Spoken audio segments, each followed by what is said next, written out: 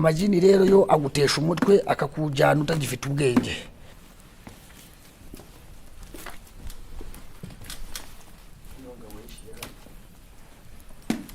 Naho nyabingi yo ikwiciraho uri ikakumaramo imbaraga ariko ntikwirukaza. Kuraguza ni ibikorwa byakorwaga n'Abanyarwanda mbere yo kugira icyo bakora cyose ngo bamenye nimba bazagira intsinzi.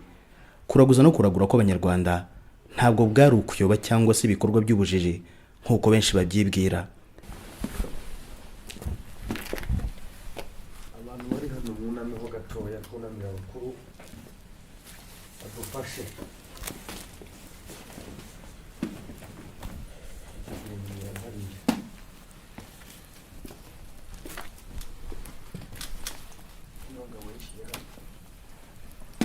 Guhuza umuco, amateka ndetse n'imyemerere ni ingingo zikunda kugorana bitewe n'uko buri wese yiyumva cyangwa yasobanuriwe ibizikubiyemo. Ibi ni imwe mu byatumye umunyamakuru wa Freemax TV yifuza gusura umuganga wa gakondo rwa Muningi. Ni mu masaha y'igicuku muganga aravura umurwayi, ahakurikira uko uyu murwayi yari ameze ndetse n'uko yaje kuvurwa.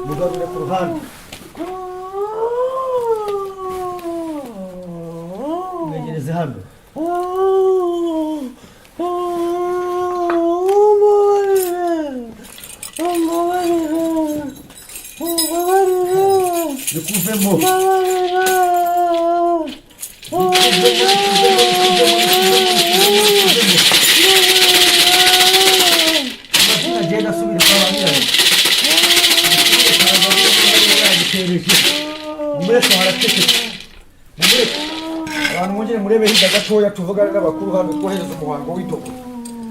Ibibazo byose bimushiremo. Bigireyo. Abuna mamuna mahoga. Umuhango w'itogo. Yuko uyu mumureke koze tumufashe gukira. Vayo hano hagarara ku ruhande. Yekuru umuhango w'itogo hanga. Uri tufashe umwana amajina agendere rimwe. Umwana mufashe. Mufashe ahaguruke neza umwegure yanegeka yicare hamwereke.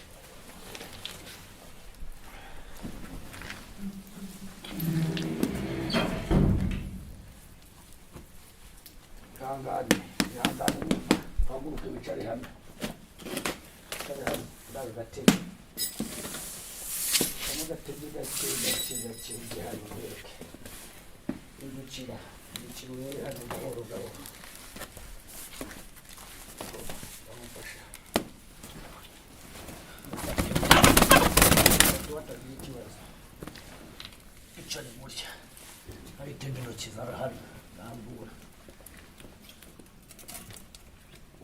amazina yawe muri Habarurema nde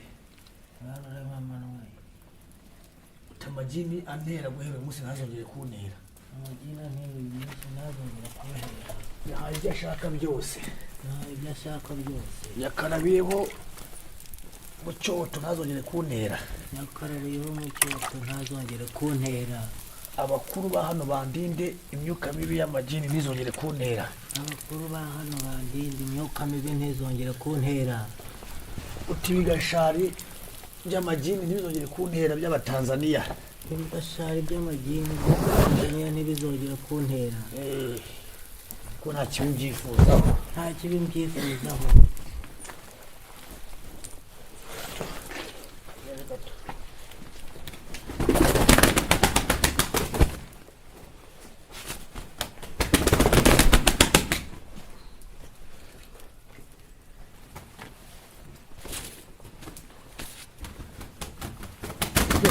inkoko isaa 9 y'ijoro ubu turi saa 7 y'ijoro byose bijye muri inkoko isaa 9 y'ijoro byose bijye muri inkoko isaa 9 y'ijoro bizongere kuntera n'umunsi umwe bizongere kuntera n'umunsi subire kwa ba nyirabyo subire kwa ba nyirabyo wacu nta majini gitunga wacu nta majini abasubireho yeduyizirike hano ndaje ngisadaka isaa 9 mu masaha abiri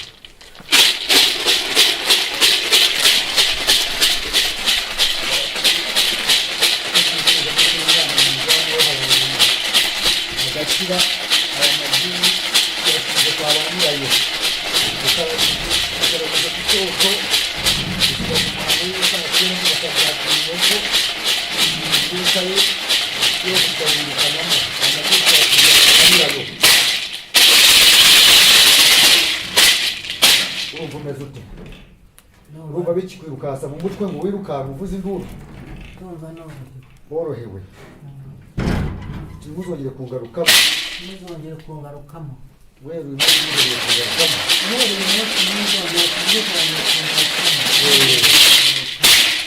muganga mutoya banguka bakujyane hariya umara iminota 30 ndaje ngundi muti wo kunywa noneho ngaruke hano uze gukora umuhango wawe nyobora imyuka yose igende nkuko nyigukuyeho ibizo ugarukaho uzagira urugo ugira ubuzima icyo ukoze kigende urumva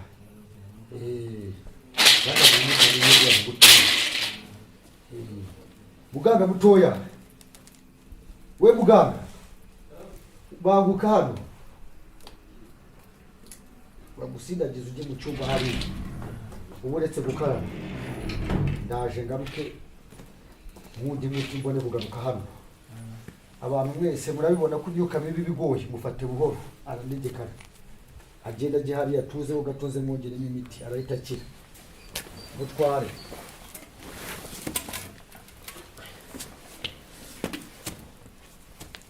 gatoya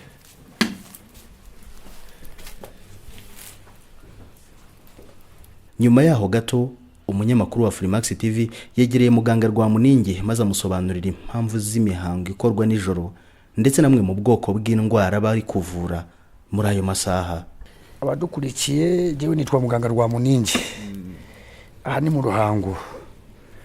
Ibibonye ni imyuka mibi ariko noneho y'amajini. Ndajyaga mvura ya Nyabingi nkavura ibice ariko iri ni igini yamuteye rimuvugiramo rishaka kumwirukaza. Bamugejeje aha rero ndababwira ngo bihangane gato ko nari mfite uyu muhango ufite abantu nakiriye muri iki gitaramo cyanjye cyo gushima. Noneho rero uyu mwana ubonye ko byamugushaga byamunigaga avuza induru ariko imbaraga ze ziragabanutse. Buri yagiye kujya hariya gatoya ntabwo mu mutwe byongera kwiruka ntabwo byongera kumusaza. Nkamuhundi muti kagaruka hangaha nkaza gukora undi muhango w'isa 9 kuko urabona turi isa 7. Yego. Urumva? Ubwo rero aya nama jini yashaka kumwirukansa. Ashobora kugenda karara gonzwe iri joro. Urumva? Akenshi iyo tuvuze amajini yenda ntabwo nyine abantu babasha guhita bumva neza ni icyo umuntu abavuze amajini Bitega Nyabingi ibi bintu ni byinshi hari bishobora kuba bitandukana bite biratandukanye nabivuzeho bumureka bigusubiriremo. Yego. Nyabingi ifite uko ifata ni umwuka ariko ifata yinjira mu muntu imumaramo amaraso imushinga mu birenge mu mavi umuntu akabura imbaraga, hari igihe hazamo isereri umutwe intugu zigacika umuntu akaba ataterura akajerekani. Ariko ibi tuvuye hano ni imyuka mibi y'amajini yashakaga kubwirukasa uriya mwana, babona ko abasore bamufata bamurusha imbaraga agashaka kubikuramo. Amajini rero yo agutesha umutwe akakujyana utagifite ubwenge, naho nyabingi yo ikwiciraho uri ikakumaramo imbaraga ariko ntikwirukaza, urumva. Ahubwo ishobora kukuryamisha, ishobora kukwiciraho nyine ikakugendamo mu mubiri ukajya wumva ibimenyetso uribwa utazi icyo urwaye, ariko uyu aba yabaye nk'umusazi w'amajini. Igitega rero nacyo kishobora kugufata ukumva urutugu, ukumva ukuboko aho gifashe hamera nk'ahavunitse, ariko ibi twavuraga ni amajini, urumva. Hari ibimenyetso byihariye bishobora kuranga ubwo burwayi bwombi mutubwiye? Amajini agufashe uba nk'umusazi, intekerezo zawe zikagenda, icyiza bashaka gukorera niba ari kumuvura nk'uko akaba atabyumva. Ariko nyabingi nayo nakubwiye igufata mu mwuka, ariko yo ntishobora kukwirukasa ngo urenge imisozi, ahubwo ikumaramo imbaraga kuko ikwinjiramo uko igenda ikura, iguca umugongo, mu nda wumva ari nk'inzoka, mu maguru bigushinga ukayoberwa icyo warwaye, wajya no kwa muganga indwara ntigaragare. Ariko uyu w'amajini wabonaga ko we aba ari umusazi ushaka kwiruka. Ibitega rero nabyo bifata mu bice bitandukanye, gishobora gufata umutwe, gishobora gufata igice cyo hejuru, ariko igitega ntabwo gifata ukuguru. Igitega ntabwo aricyo twavuraga amajini, yenda nacyo nzabona umwanya wo kubona uko nakivura umuntu nkabikwereka.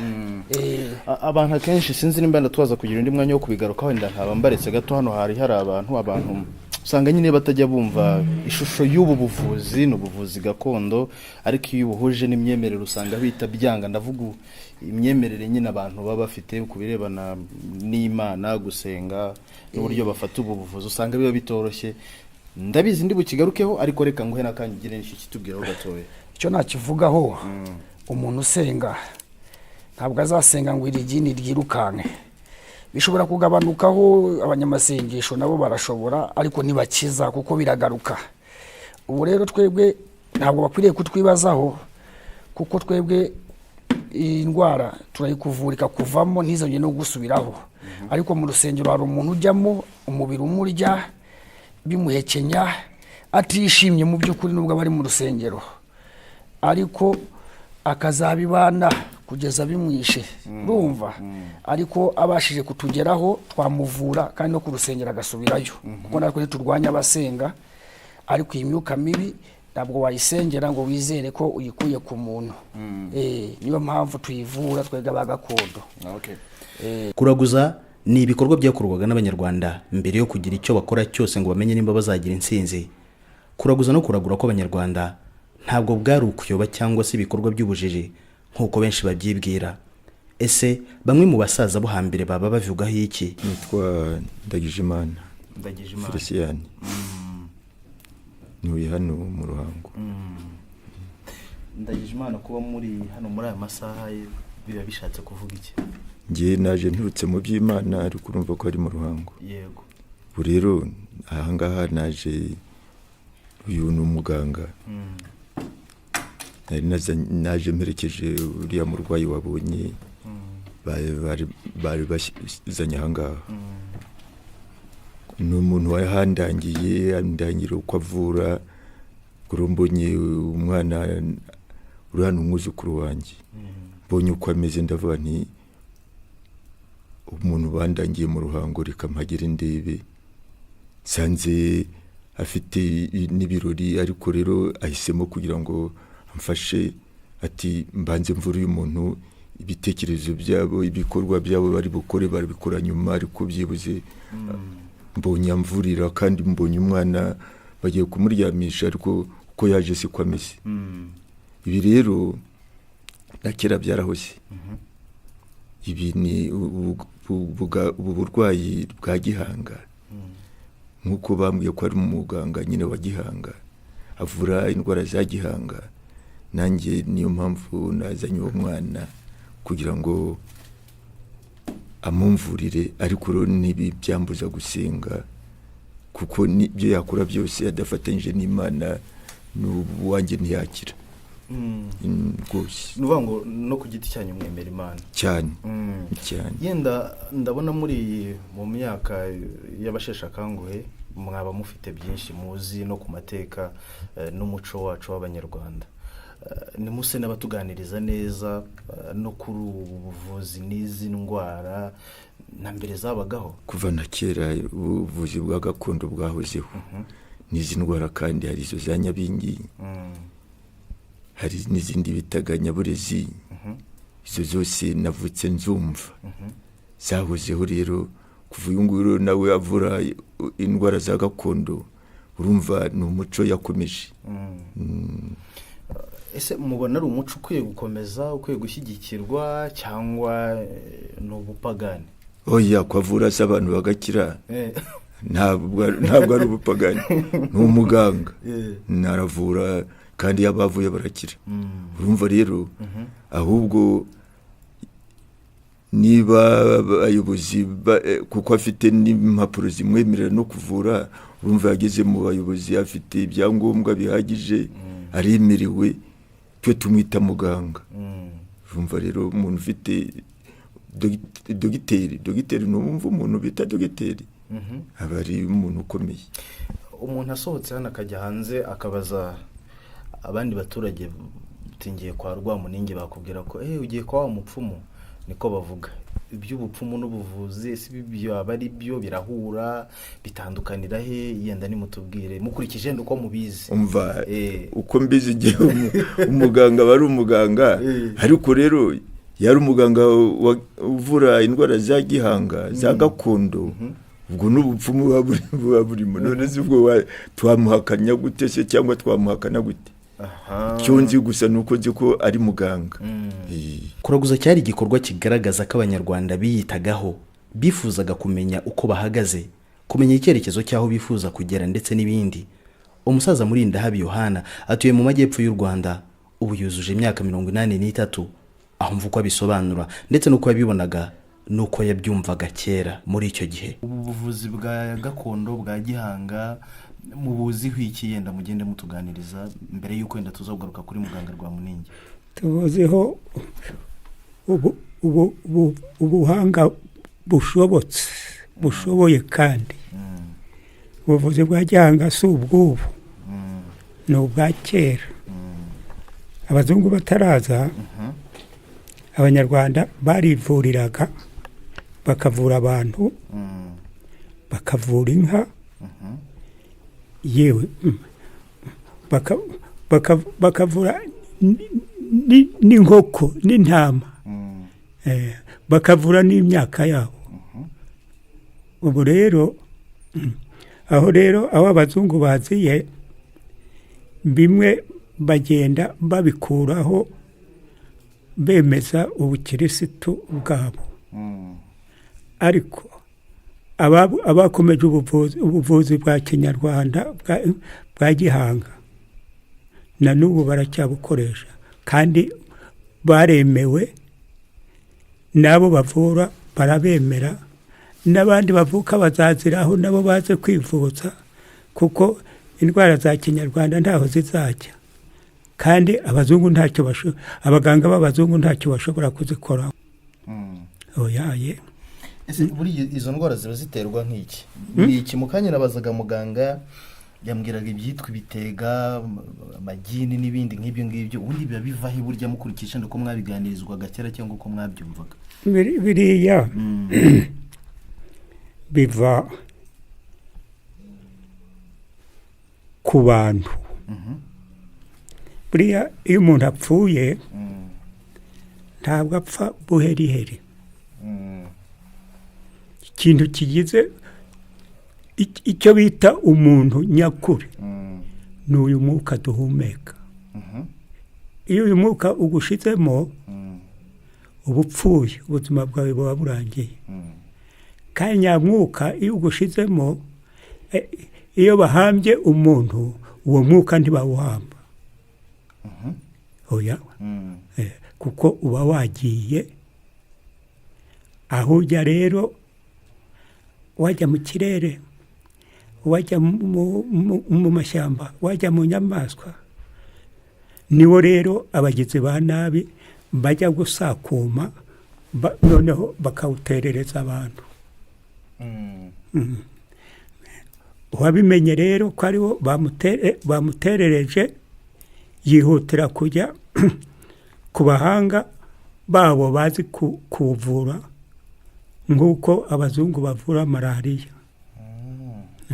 Iyo utabizi rero ko ariwo basha murabana ugasenga nk'uko dogiteri yabikubwiraga mu madini yose ukayahitura ntibakuvamo kereka baguhitanye. Ariko ikindi nakongera kukubwira nuko aba bavuzi izo ndwara bavura abazungu badashoboye hari izo zitaboneka hari n'iziboneka zivurwa n'abanyarwanda abazungu badashobora kuvura nk'inzibyi ntabwo abaganga ba kizungu bashobora kwivura. Inzibyi urayizi? Inzibyi ni iki nanjye nari ngiye kubaza. Mama kawarara ni imungu yinjira ngo mu igufa ikarimunga rigatoboka yafatira mu musaya yafatira mu rutugu iryo gufa iyo mungu ikarimunga noneho rikajya rininda uruvange rw'amaraso n'amashyira. Ivurwa n'abanyarwanda niyo abaganga ba kizungu baza guhindura ngo ni kanseri. Okay. Muzareka dusa n'abasubira inyuma gatoya sigajeho nk'akantu kamwe iriya myuka abantu iyo bamaze gupfa nyine bagashyingura umubiri iyo myuka igenda muhijya mu kirere mu ishyamba n'ahandi mwavuze sinumvise muvugamo mu ijuru kandi abakiristu bavuga ko nyine umwuka nyine ujya mu ijuru bikagenda gutyo niko numva bavuga mubihuza mute? Inoze ibyo ni iby'abazungu. Buri hanga rifite uko rigenda ribivuga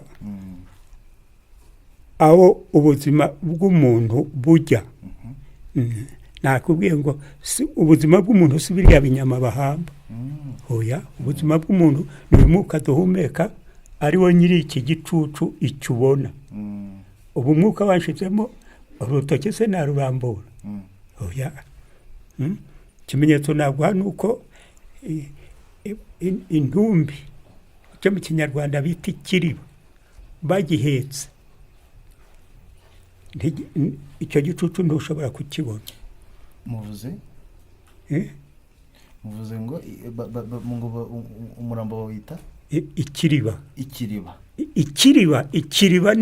ni icyasibye bavomagamo ikiriba niko mu kinyarwanda cyitwa. Iyo bagihetse rero ntikigira igicucu kuko umuntu aba yavuyemo. Wa wundi kwa padiri no mu yandi madini bita marayika n'umutagatifu ni uyu mwuka rero. Muze murakoze cyane. Yego. Mukomeze kandi no gutarama neza. Masha turacyari kumwe. Uragenda se ndakubwira ikivugo cya Rwamuningi dogiteri.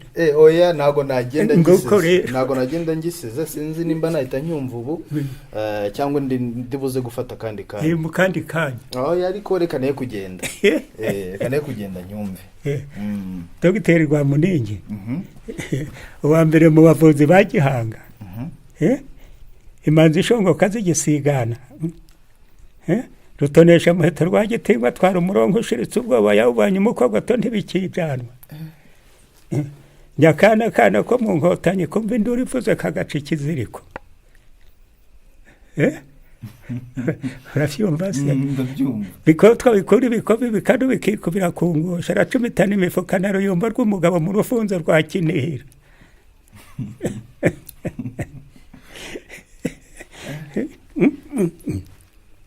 Isate yasurubeka mu rugarama rwa Ruhango.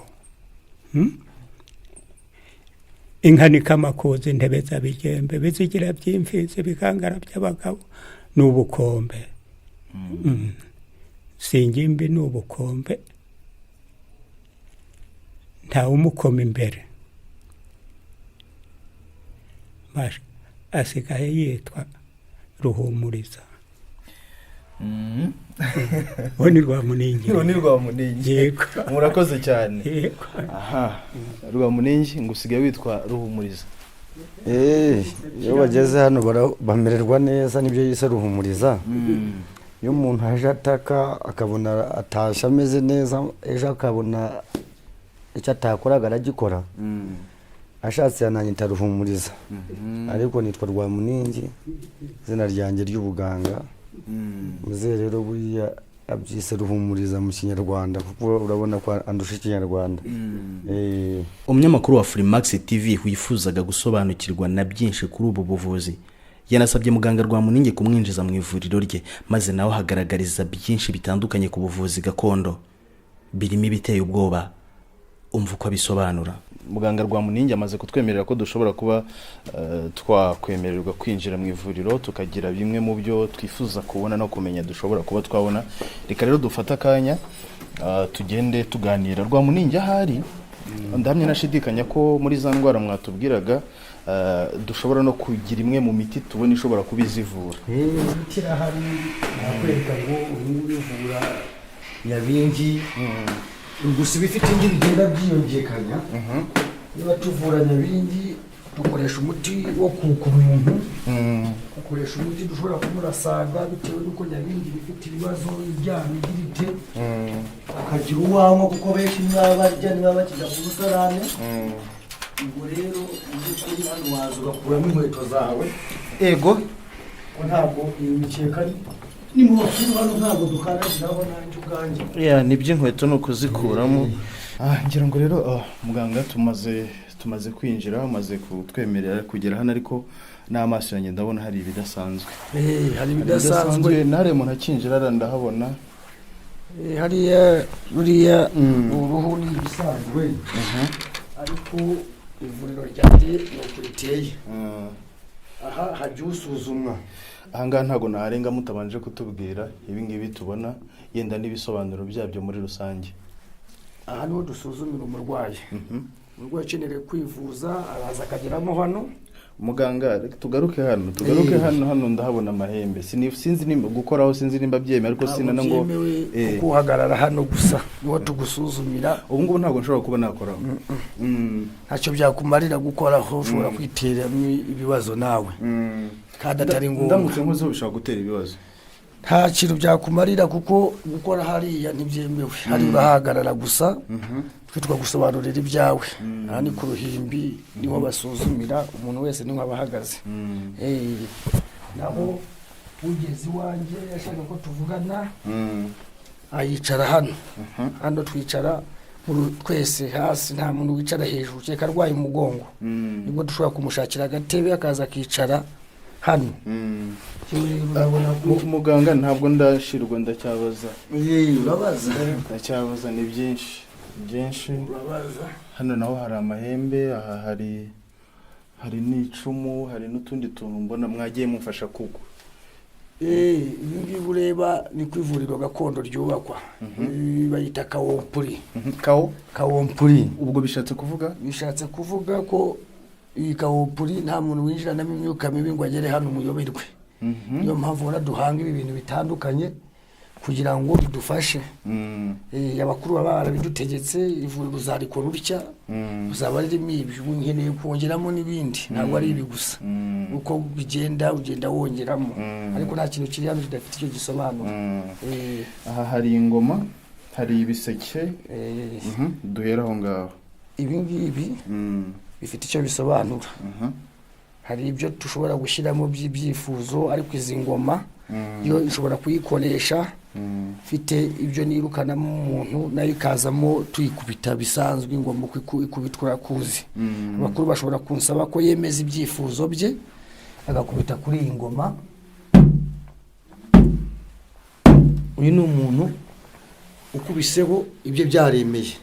Uwo ibyo bitaremera akubitaho rimwe. kuko aba azagaruka. Ariko iyo ibyo byemeye agashima mu makuru akubitaho gatatu kuko ntaba azagaruka. Kireka hari ikibazo kindi cyabayeho ariko hano aba yarahasezeye mu mahoro. hariya hari inkono y'itabi, Inkono y'itabi, inkono y'abakuru. mwakwigiza hejuru yenda. Nuko hano mu ivuriro ntabazamuriyemo. Ko ntabazamuye ko inkono ziba zikenewe. Iyo nabazamuye rero abakuru bisaba ko ushobora kubaha agatabi. Hari n'umuntu ufite imyuka mibi wamuha agatabi wakongeramo iriya miti imyuka mibi ikiruka kuko burya itabi rifite icyo rivuga bya Kinyarwanda. Rifite icyo rivuga. Naho aha naho basuzumira, naho bashyira consultation, kini kibo cy'abakuru cy'amafaranga yabo y'ibikoresho. Hano ndabona hari n'amafaranga. Amafaranga ntabwo imvura ajya haburamo amafaranga. Aha rero ngize n'amahirwe yo kuhagera, ariko nahariya ndabona hari ibindi bintu bidasanzwe. Ahangaha naho hafite icyo bakora. Mu ivuriro harimo ibintu bitandukanye. Utu tuzu ureba natwubatse abakuru aribo batuntegetse kuko abakuru bakenera inzoga. Inzoga yabo rero igomba kuba yaha. Urumva? Ukayishyira mu gacuma. Urabona ko hari irimo. Urumva? Ugaha abakuru. Abakuru bahaye nawe ibyo basabye barabiguha. Niyo mpamvu inzoga mu ivuriro ishobora kubaho. Kuko abakuru tubakoresha imirimo ikomeye. Ugiye gukora ibintu by'amahembe by'ibyo bitega nabo bashobora kunanirwa bakagusaba inzoga. Inzoga zabo zijya n'ibindi byifuzo by'abantu bashobora kuba basaba. Ngira n'ahandi ntakweretse hanze shyira ibimenyetso ku buryo cyane akoze ushobora kubyuka ngasanga ikimenyetso cyamenetse nkamenya ngo cya kintu naraye inkozi ijoro cyagenze neza. Ahangaha ku kazu ka kabiri naho habamo ibyo ushobora gushyira. Abarwayi muranabandika ko mbona hari ibitabo. Turabandika umurwayi wese uje hano wandika itariki n'aho aturutse n'ikibazo cye cyagakemuka ukakivivura ukamenya ngo iki kibazo kirarangiye. Muga noneho rero reka nce bugufa ahangaha hanyuma mumfashe kugenda mutubwira. Aha nabonye hari imiti myinshi, munatubwire yese ishobora kubivura. Nk'uriya mwamuvurishije uwe muti muri iyi ngiyi? Iyo tumuvurishije imiti yakuye mu mahanga muri Tanzania ivura imyuka mibi. Iyo myuka mibi rero iriya twavuraga nakubwiye ko ari amajini yateye umuntu. Ijini ryamufashe aritongerewe n'umuntu. Abakuru bari batweretse ko mbere dusuzuma ntiwari urimo hano. Bari batweretse ko iryo jini rishobora kuba ryaraturutse ku Batanzania ari umuntu uri muteje. Ikibazo bari bafitanye ariko baravuga ati tuzababaza umusore wabo. Ariko iyi miti nayikuye Tanzania niyo nkoresheje y'amajini. Hano harimo indi ya Nyabingi. Nyabingi uyu muti uwuka umuntu ugira n'indi nimero yawo ari wo niyingira ngo iyi yikoresha umurasaga. Uyu muti urawufata ukawuyungurura. Ushobora gufata akayunguruzo kandi kare epfo ngo mba mbikweretse. Ushobora gufata agapapuro nk'aka ukafata akayunguruzo kagashyira aha, ugashyiraho uyu muti ukawuyungurura. Kaza gushyira umuntu muri kiriya cyumba kindi hariya ukamurasaga. Bya bintu byamushinga by'intugu byamugendagendaga mu ntoki biba bifite n'ibicuro mu birenge. Ubwo ari kuri Nyabingi byose birahagarara. Byose birahagarara. Harya ari Ginarango bamwita Ginarango bakwita Nepo. Nepo. Birahagarara. Ariko ukamwongera n'umuti wo kunywa. Imi yo kunywa ntabwo ibiri hano. Ibifunze irimo ahandi. Noneho yanyweye wa muti ukamushyiramo wa wundi umurasaza aho ababara hose. Utajyaga ku musarane ejo ajyayo ibyamuryaga bigashira. Tukaza kugira kureba naho bituruka tukabaza icyo bikeneye tukabihagarika kandi bikagenda. Aha harimo imiti ibintu bitandukanye Yeah, ni abagore myinshi. batabyara n'ibintu bitandukanye n'indi irabitse ntabwo yose nayishyira hanyuma rero ivura bisaba ngire aho nanjye ndambura amaguru nk'uko yashyize yakuzura nk'uko mwari mwabimbwiye mufite gahunda nyinshi hariya zo gukomeza gutarama amasaha nageze nanjye nkurikije uko mbireba amaze kuba y'igicuku. Reka rero wenda abakurikira Freemax TV mbabwire ko hatura ari kwa muganga Rwamuningi yadufashije anatwemereye tubasha kubona byinshi bitandukanye muri rivuriro rye. Nongere mbibutse ko akenshi ibiganiro tubikora tugamije kongera kwibukiranya umuco ndetse tubihuze n'ubuvuzi bwa gakondo muri rusange. Muganga, abandi bashobora kuzakenera kukwibariza, bashobora kuzifuza kuba ari we babaza, wabaha kontakte zawe za telefone hanyuma ukanabarangira ahangaha ku buryo wagukenera wese yakubona, hanyuma ubundi twebwe tugasoreza ahangaha.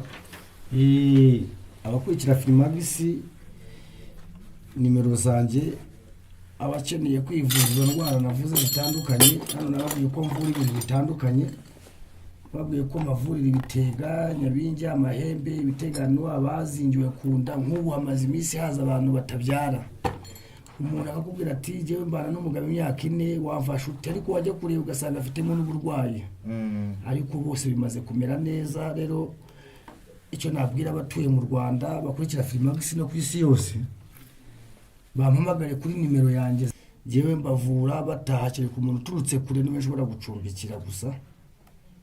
Mu buvuzi bwanjye indwara y'imyuka mibi irakira, ntabwo ariyo kuryamisha umuntu ngo mushiri wanjye nanjye mubwira ibindi. Ndabisuzuma nkabibona, nkamuvura byibanze, nkamuha n'imiti azakoresha iwabo, yazaba arugaruka akagaruka, ariko icyo baswahili bita maonesho, urugero aba yarubonye kuko icyamuryaga kiba cyavuyeho. Ngira ngo rero nibyo muganga Rwamuningi tugushimire cyane ko waduhaye umwanya. Kenshi usanga bigorana, ariko kuri inshuro ngushimire kwenda waduhaye umwanya, ndetse n'abakunzi ba Freemax abenshi mwabashije kubona byinshi bitandukanye. Namwe kandi mbashimire kuba mufata umwanya wo gukurikira Freemax TV umunsi ku wundi. Aha rero ni kwa Rwamuningi, ni mu Ruhango, niho twari turi, ni ku muvuzi wa Gihanga cyangwa gakondo. Mwakoze cyane rero kudukurikira. Jina langu Jean Neponsa Biyumva. Ciao.